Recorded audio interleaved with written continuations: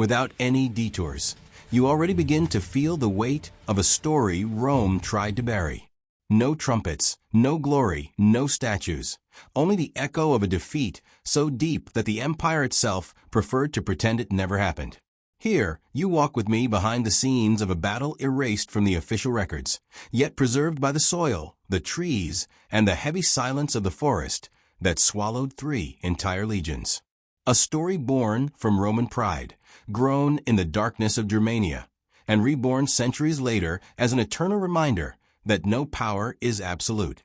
And now, step by step, you will understand why this is the battle Rome feared the most, and the one it could never erase.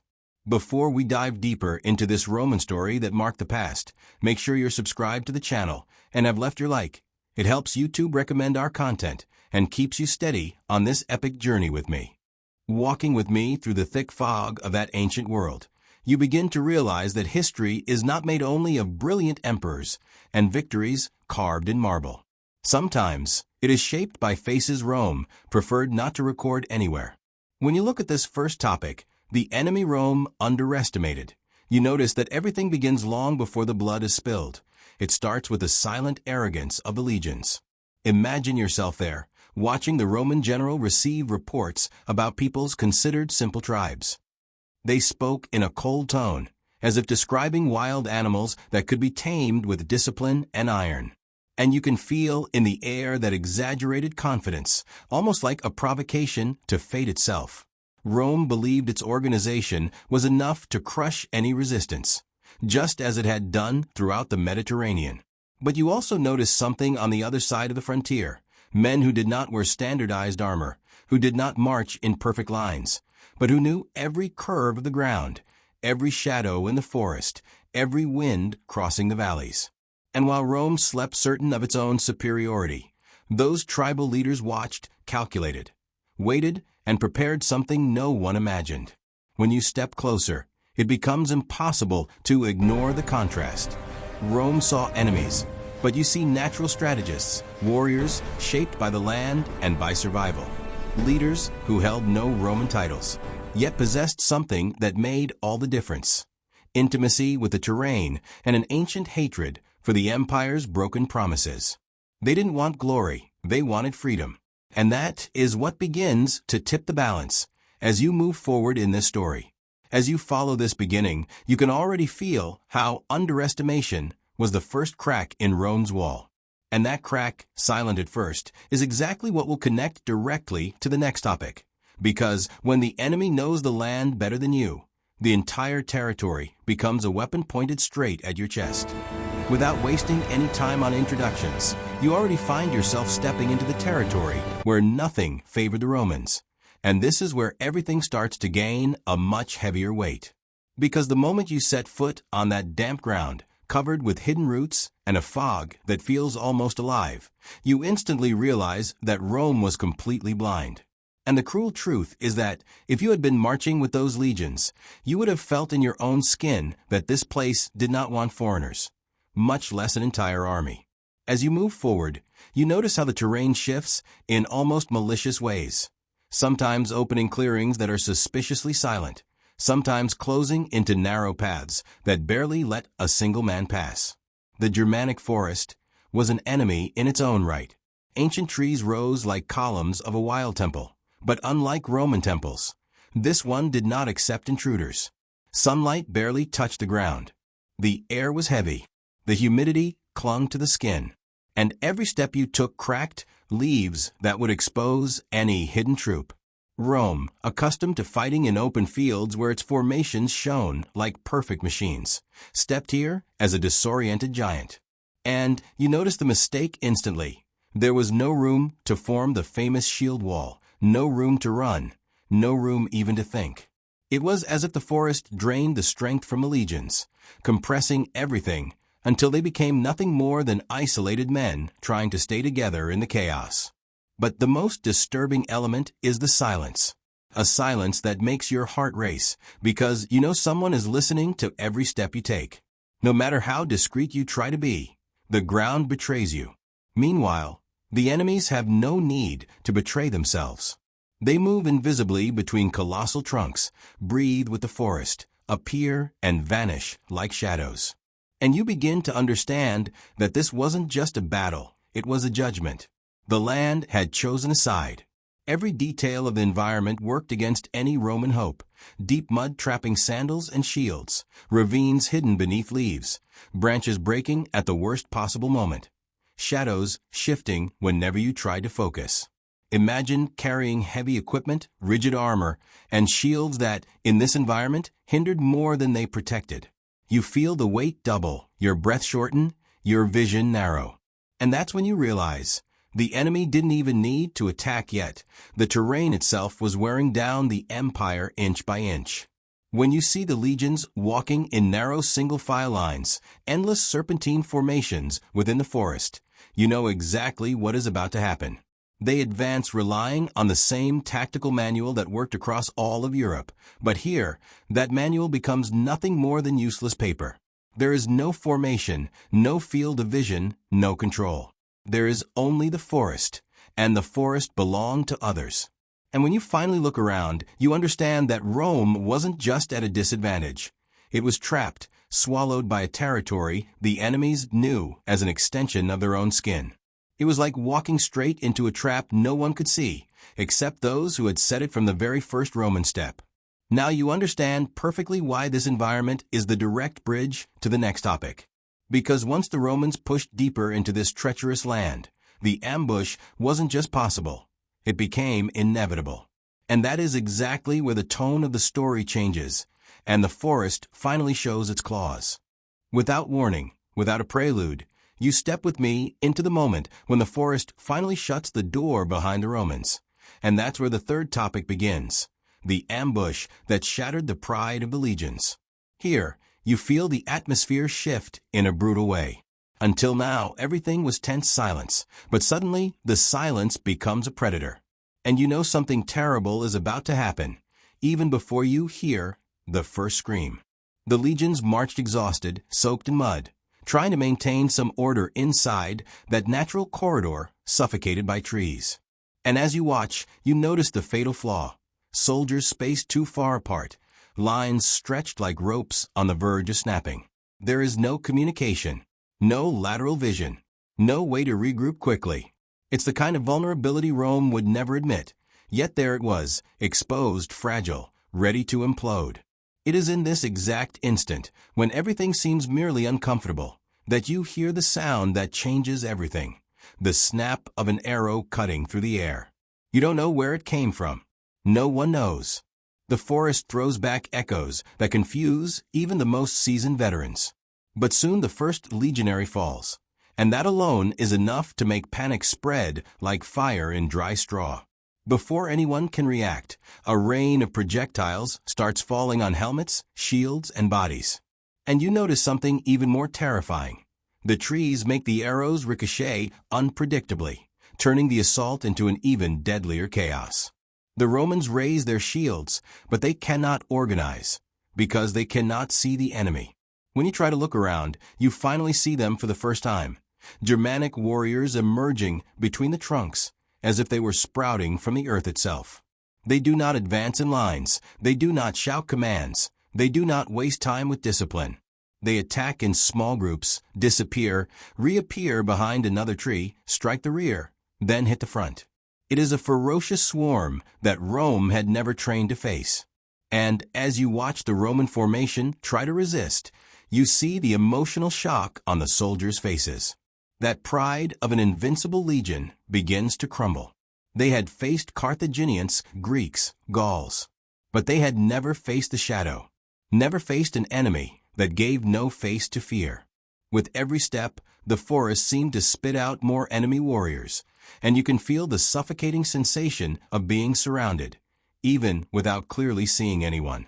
The traps begin to appear, felled logs blocking the path, pits covered with leaves, wooden stakes planted in the ground waiting for those who tried to retreat. Everything meticulously planned. The ambush was not just an attack, it was a sentence. The Romans were not fighting a battle.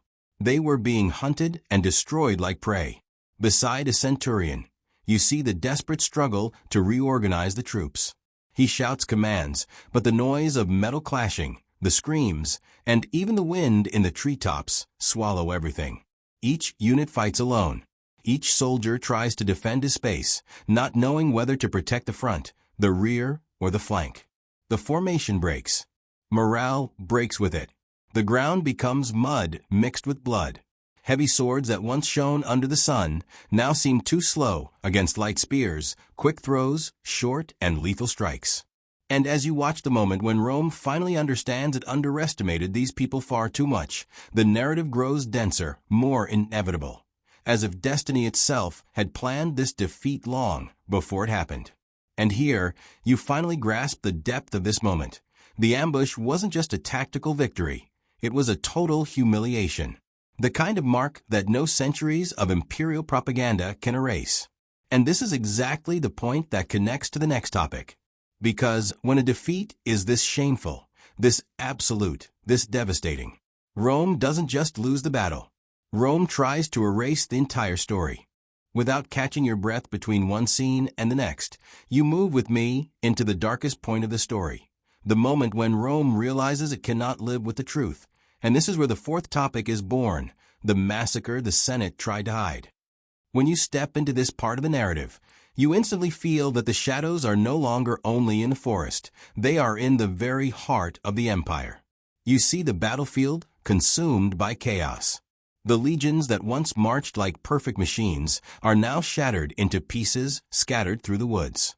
Men who carried centuries of pride now fight only to survive a few seconds longer. And even if you want to look away, you can't. Reality imposes itself with brutality.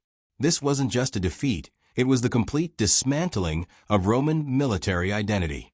When night falls, you notice something terrifying. The Germanic warriors do not want prisoners. They want no deals, no Roman coin. They want to erase the invading army like someone wiping an unwanted mark from the earth. Rome, for the first time in centuries, finds no honor or order in the enemy's field.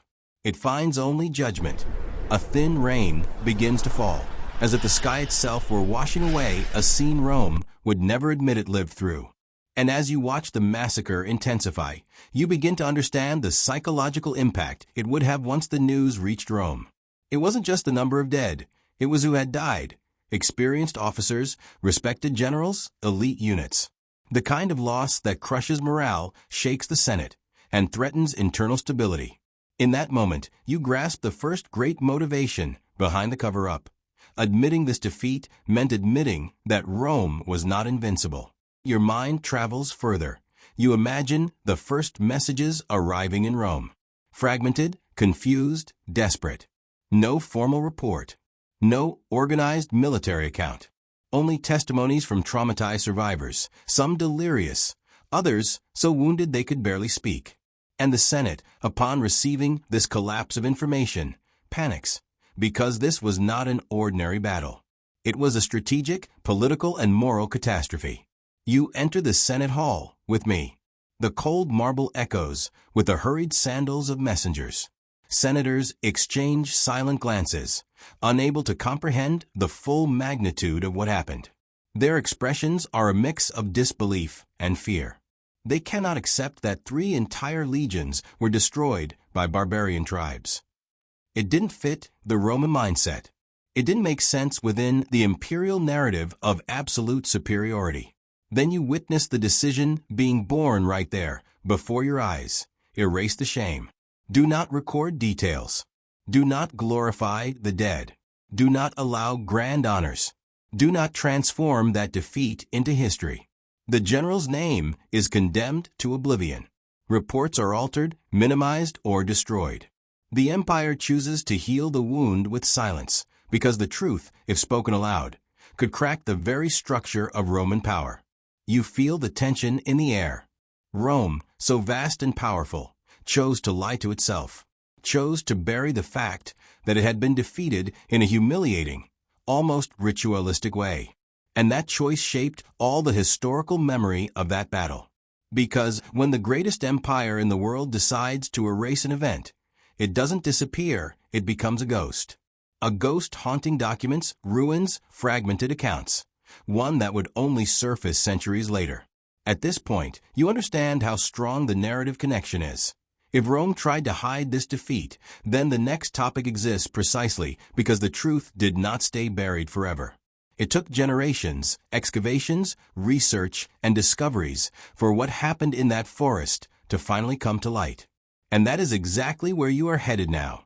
Without losing the rhythm of this story you're walking through with me, we now enter the fifth topic, the lost evidence, and rediscovered centuries later. Here you realize that the battle doesn't end when the last legionaries fall in the forest. It stays alive, silent, hidden beneath layers of soil, leaves, fear, and imperial propaganda. And it's at this point that you finally understand how a defeat can disappear for so long and still return to demand the truth. Imagine yourself walking through the same forest, but now centuries later. No more screams, no more arrows, no more shattered shields. Only the wind passing through ancient trees that witnessed everything and stored every detail like natural vaults of memory. The ground seems far too quiet, but you know that this stillness is deceptive.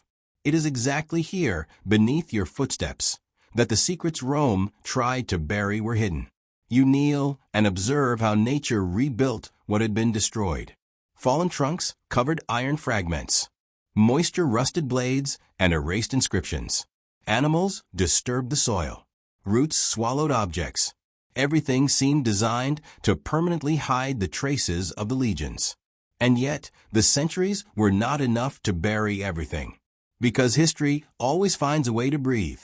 Moving with me into the 17th century, you see explorers, cartographers, and curious travelers walking through the region, noting fragmented stories from villagers. No one knows exactly what happened there, but everyone feels that something big was lost in that forest.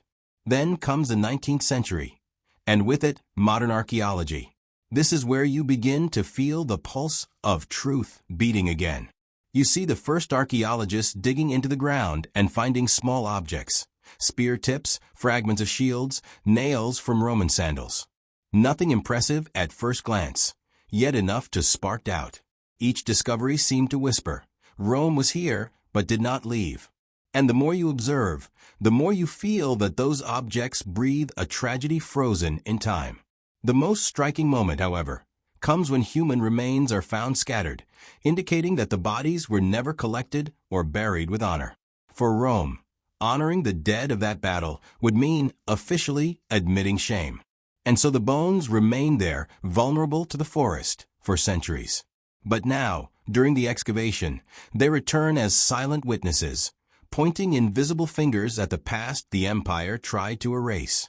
You also find traces of Germanic tactics, deep trenches, ambush positions, stake marks, strategically cut logs. And each detail uncovered by archaeological teams reveals something ancient historians never described. The enemy knew exactly what they were doing. The Roman defeat was not an accident. It was planning. It was calculation. It was intelligence. The archaeologists also recover fragments of Roman inscriptions, small pieces of metal or stone with names erased, ranks scratched out, symbols destroyed. It was as if a deliberate effort had been made to prevent any record from surviving. But the earth, ironic, silent, and patient, preserved enough to reconstruct what Rome tried to hide. As you follow this historical reconstruction, you understand what is most fascinating. The buried facts resurfaced, not because Rome wanted them to, but because the world needed to fill this black hole in human memory. And thanks to this reborn evidence, modern historians were finally able to stitch together the fragments and retell the truth the empire tried to suffocate. Now, everything you have seen and felt here prepares you for the final topic. Because when a story this powerful returns to the light, it doesn't come back only as archaeological evidence. It returns as memory, as warning, as legacy, something that still echoes today. Without pause, without catching your breath, you enter with me into the final and deepest stage of this journey, the legacy of a defeat that changed the empire's destiny. Here, we are no longer walking through the forest or watching archaeologists brush dirt off ancient relics. Now you stand before the true magnitude of this defeat, an impact so monumental that it still echoes today, shaping borders, mindsets, and even the very notion of power. And it's curious. You realize that while Rome tried to sweep this battle under the rug of history, the world never allowed that silence to last forever. The truth returned with force, like a wave breaking through a dam too fragile to hold it. And when you examine the consequences, you understand why this was one of the few defeats capable of altering the course of an entire empire. First, you face with me the immediate political consequence. Rome, which dreamed of advancing deep into Germanic territories, expanding its borders to where the map vanished into mist, was forced to retreat. Not by choice, but by trauma. The disaster was so violent that Caesar Augustus himself, the founder of the empire, tore his clothes and struck his head against the walls, crying the names of the lost legions. You imagine the scene, and it reveals something frightening. If even the most powerful man in the world succumbed to such despair, it's because the blow was greater than anything any enemy had ever inflicted. Then you notice another profound consequence. Rome never again attempted to conquer Germania the same way. The frontier solidified at the Rhine, not out of strategy, but out of fear.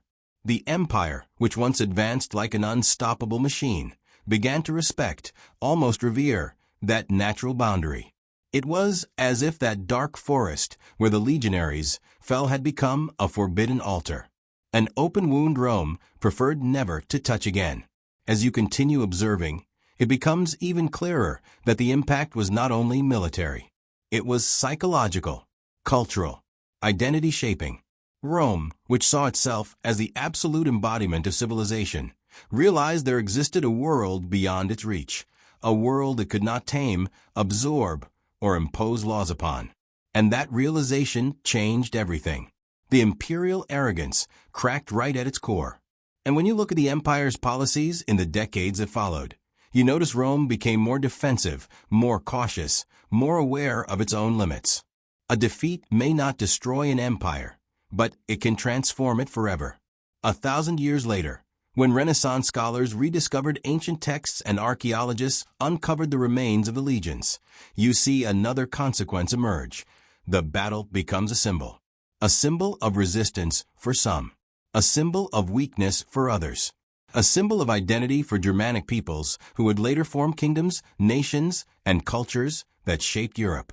Rome's defeat began to be invoked as a founding myth, as proof that a smaller force, but better prepared, better connected to its land, more strategic, could topple the mightiest giant on earth. And as time advances, you realize that this legacy becomes something even greater, a universal lesson about power.